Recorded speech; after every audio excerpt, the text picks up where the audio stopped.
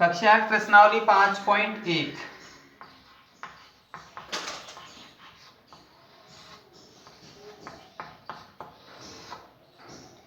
प्रश्न नंबर 2 तक हम क्लियर कर चुके थे पिछली डे वाली क्लास में। नंबर 3 क्वेश्चन है, किसी फैक्ट्री के 30 श्रमिकों की साप्ताहिक मजदूरी निम्नलिखित है। अब मजदूर 30 मजदूर है, उनकी मजदूरी एक सतत अंतराल में न होकर और 800 से लेकर और 890 तक 800 से लेकर और 890 तक विभिन्न भागों में फैली हुई है। इसे प्रदर्शित करने के लिए हमें आलेखन करते समय ध्यान रखना होगा कि बहुत ज्यादा अंतर होता है तो हम उनके लिए वर्ग अंतराल में परास लेकर करते हैं। जब कभी भी हमें परास लेकर हल करना होता है तो आयत चित्र का प्रयोग करना पड़ता है। इस क्वेश्चन में हमें केवल मिलान चिन्हों का प्रयोग करते हुए एक बारंबारता सारणी की रचना करनी है। यहाँ किसी प्रकार के आलेखन की आवश्यकताएं नहीं दी गई है। जैसा कि क्वेश्चन में दिया गया है, मिलान चिन्हों का प्रयोग करते हुए अंतरालों 800, 810, 810 से 820 इत्यादि वाली एक बारंबारता सारणी बनाइए। प्रश्न नंबर 3, पहले कॉलम में हम लिखेंगे क्रम संख्या। क्रम संख्या के बाद में मजदूरी।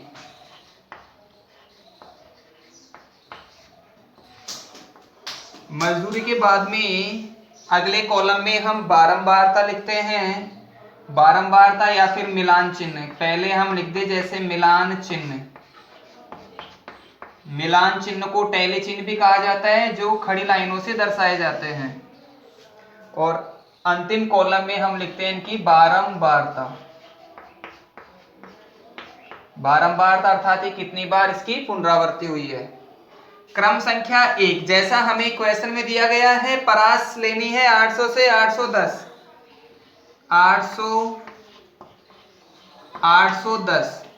800 से लेकर और 810। इसका अर्थ है 800 वाला इसमें आएगा लेकिन 810 वाला इसमें नहीं आएगा। न्यूनतम सीमा में पूरा लेना पड़ेगा और अधिकतम सीमा से एक कम तक हम इस कॉलम में रखेंगे। अर्थात 800 से लेकर 809 तक वाले प्रेक्षण इसी में रखेंगे।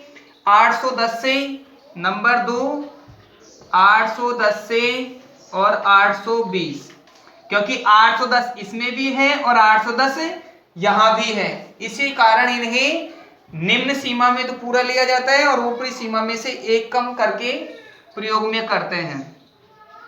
थर्ड है 820 से 830, 830 से 840, 5 नंबर 840 से 850, नंबर 6 850 से 860, 860 से 870, 870 से 880 तक, नंबर 9 880 से 890 और नंबर 10 890 से और 900 तक। ठीक उसी तरह हमें कंडीशंस को फॉलो करते हुए करना है। फर्स्ट टाइम है 830। 830 जो कि न्यूनतम सीमा के अंतर्गत आएगा, अंतिम सीमा के अंतर्गत नहीं आएगा। जो 10 के निकटतम पूर्णांक में है या 10 से पूर्ण रूपेण भाज्य वो निम्न सीमा के अंतर्गत होगा। 830 निम्न सीमा यहाँ है, ऊपरी सीमा में हमें नहीं लेना है। तो 830 को 830 से 840 वाले कॉलम में लेते हैं। फर्स्ट नंबर प्रेक्षण 830, जिसे लोअर सीमा वाले लोअर लिमिट वाले में लेंगे, अपर लिमिट में नहीं लेंगे। नंबर 2 835, 835 आएगा 30 और 40 के बीच में, इसीलिए सेकंड टाइम फिर इसी में लगा दिया। 890 अगली बार 890 10 के निकटतम पूर्णांक में है तो निम्न सीमा वाले में इसे समाहित कर देते हैं। इसके बाद में अगला 810, 810 से लेकर और 20 वाली श्रेणी में होगा।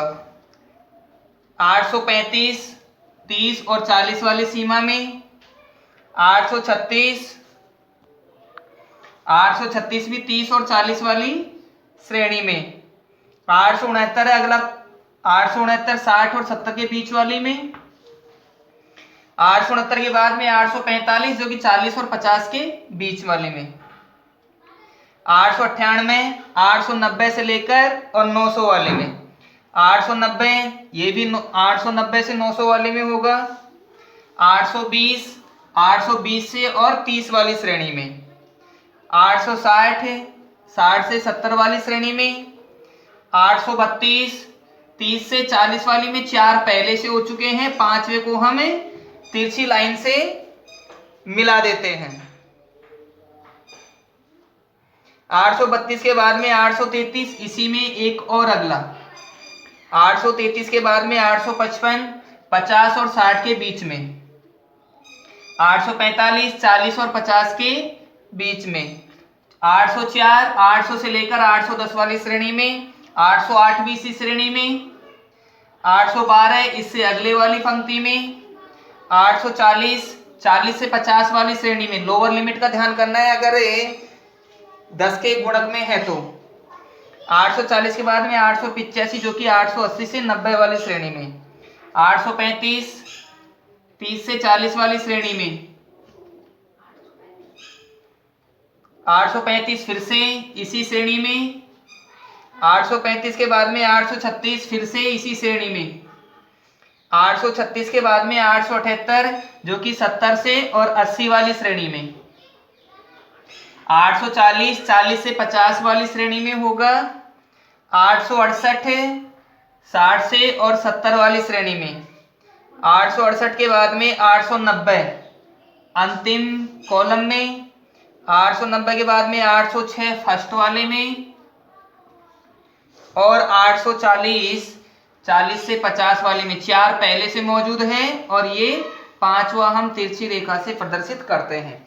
यदि हम इन्हें स्टेप बाय स्टेप एक एक के साथ इस तरह चिन्ह बनाते जाएं तो हमें गलती की संभावना कम होगी, और हम यदि एक बार में गिनने का प्रयास करेंगे कि 800 से लेकर 810 तक में कितने हैं, तो गलती से हम ऐसी प्रक्रिया में 810 वाले को यहां भी गिन सकेंगे और गलती से इसमें भी गिन पाएंगे। तो बेटर रहेगा प्रत्येक स्टेप के साथ साथ वहीं पर मिलान चिन्ह का प्रयोग करते जाएं।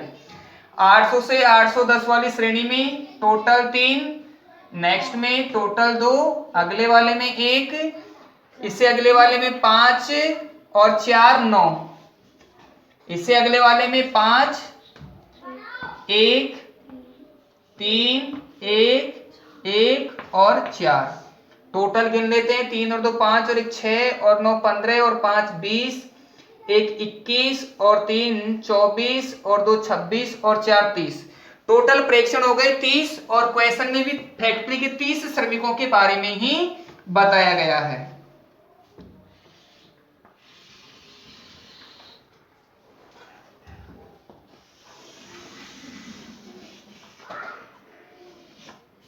इसके बाद में हम इनका योग करते हैं,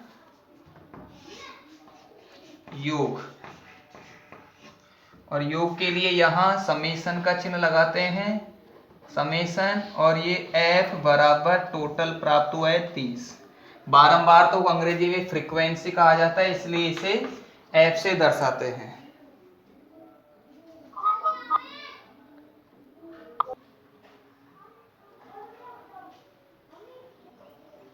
नेक्स्ट क्वेश्चन नंबर 4, प्रश्न 3 में दिए गए आंकड़ों से प्राप्त सारणी के लिए एक आयत चित्र बनाइए और निम्नलिखित प्रश्नों के उत्तर दीजिए।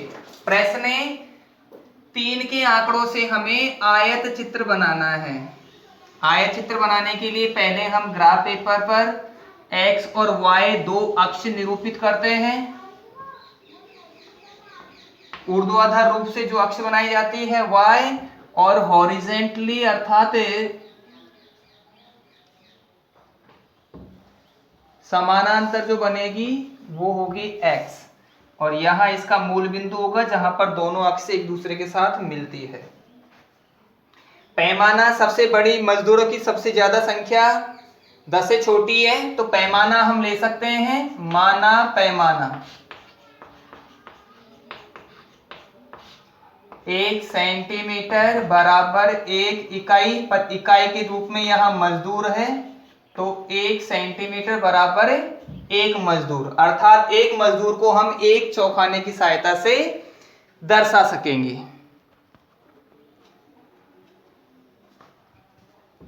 पैमाना हमने 1 लिया है, उसके सापेक्ष 1 2 3 4 5 6 7 8 9 10, और इस तरफ हम आंकड़ों की परास लेंगे, और परास के लिए x से y के लिए तो ले लिया, y अक्ष के लिए तो हमने 1 ले लिया, और x अक्ष के लिए 1 सेंटीमीटर बराबर 10 रुपये मजदूरी।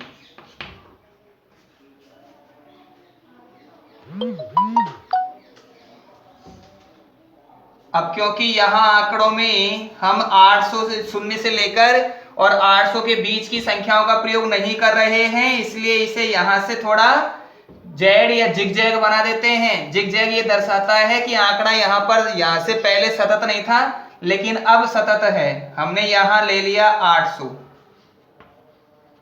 फिर हमने माना कि 1 सेंटीमीटर बराबर 10 रुपये, तो 800 के बाद में 810, अगले खाने में 820, 830, 840, 850, 860, 870, 880। सुविधा के लिए हम इसे आगे बढ़ा सकेंगे, 890 और 900। हमें 900 तक के आंकड़ों को ही दर्शाना है। यहां पर ये तिरछा जिगजैग चिन्ह दर्शाता है कि आंकड़ा सतत नहीं था।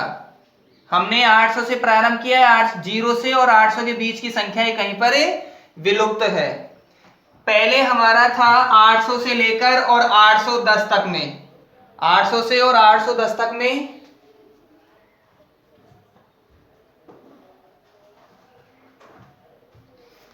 3 मजदूर थे।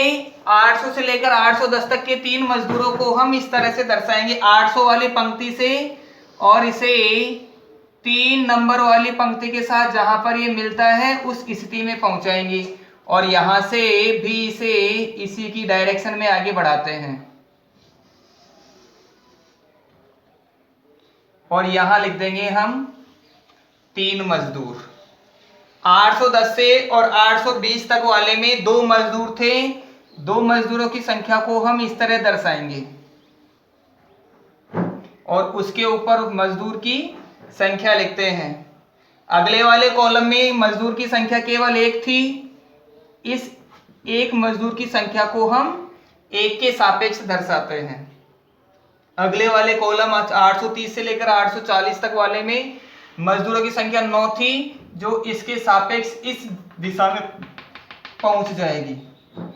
830 से इसे हम आगे बढ़ाते हैं, और आगे बढ़ाने पर हम इस बिंदु तक पहुंचते हैं।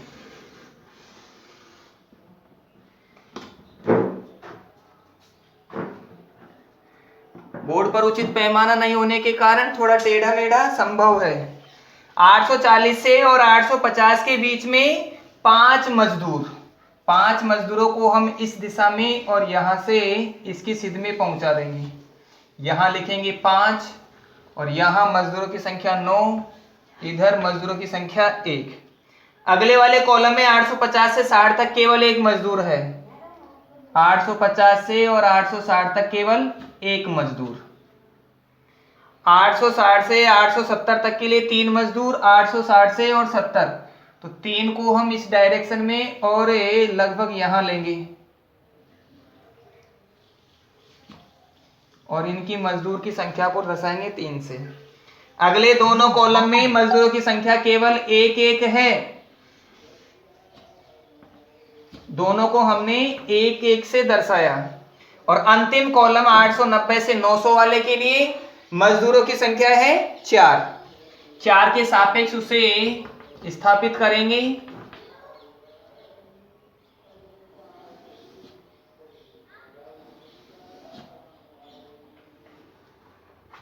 और यहाँ इसकी संख्या लिख देंगे। सुविधाजनक बनाने के लिए या आकर्षक बनाने के लिए हम इनमें लाइनिंग कर सकेंगे।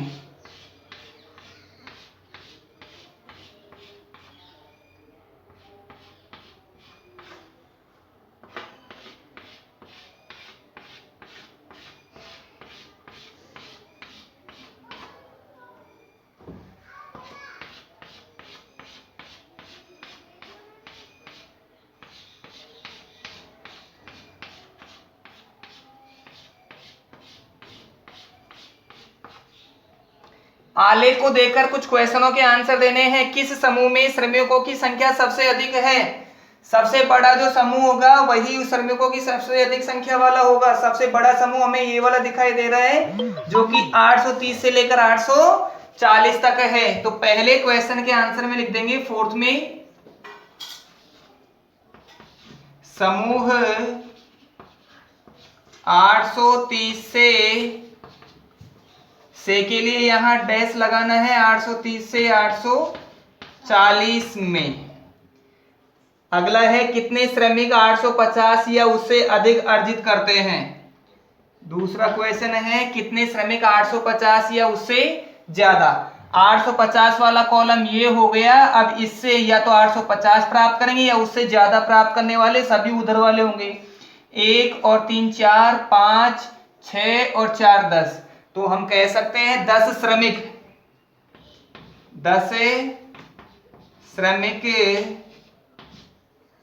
850 या उससे ज्यादा 850 या उससे ज्यादा अर्जित करते हैं। ज्यादा के लिए हम अधिक का प्रयोग करेंगे।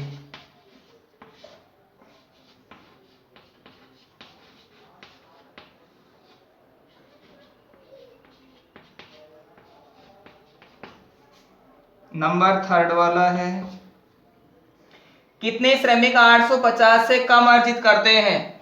850 वाला कॉलम यहां है। इससे इधर वाले सभी कम अर्जित करने वाले होंगे। तो 5 भी 850 से कम वाला है। 5 और 9 14 और 1 15, 15 और 2 17, 17 और 3 20। तो हम लिखेंगे 20 श्रमिक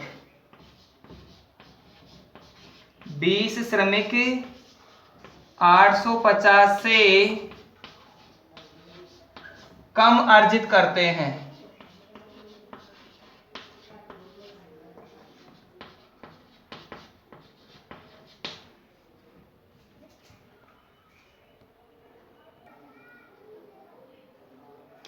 प्रश्न नंबर 5 में दिया गया है अवकाश के दिनों में एक विशिष्ट कक्षा के विद्यार्थियों द्वारा प्रतिदिन टेलीविजन देखने के समय दिए हुए आलेख में दर्शाए गए हैं। प्रश्न नंबर 5 में आलेख बुक में ही दिया गया है। हमें आलेख को देखकर प्रश्नों के उत्तर देने हैं। पहला है निम्नलिखित प्रश्नों के अधिकतम विद्यार्थियों ने कितने घंटे तक टीवी देखा। 5वें प्रश्न का फर्स्ट भाग है अधिकतम विद्यार्थियों ने कितने घंटों तक टीवी देखा। तो सबसे ऊंची इमारत बन रही है वो 4 से और 5 के लिए बनी हुई है। 32 विद्यार्थी हैं। विद्यार्थियों की संख्या 32 है। वो 4 से लेकर और 5 घंटे में। तो हम लिखेंगे अधिकतम विद्यार्थियों ने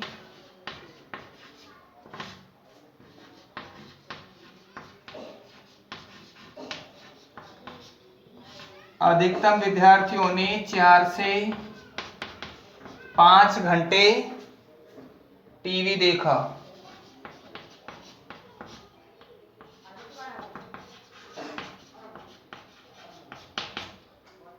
सेकंड नंबर 4 घंटे से कम समय तक कितने विद्यार्थियों ने टीवी देखा। 4 से पहले वाला हमें देखना है। 4 से पहले वाले में 22 8 और 4, 22 और 8 हो गया 30 और 4 34। तो इस कॉलम में आएंगे 34 विद्यार्थी। 34 विद्यार्थी ऐसे हैं जो 4 घंटे से कम टीवी देखते हैं। कितने विद्यार्थियों ने टीवी देखने में 5 घंटे से अधिक समय व्यतीत किया।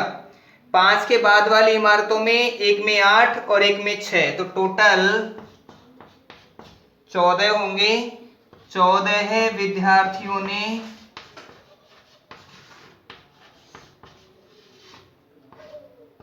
14 विद्यार्थियों ने 5 से अधिक घंटे तक टीवी देखा। 5 से अधिक घंटों तक टीवी देखा।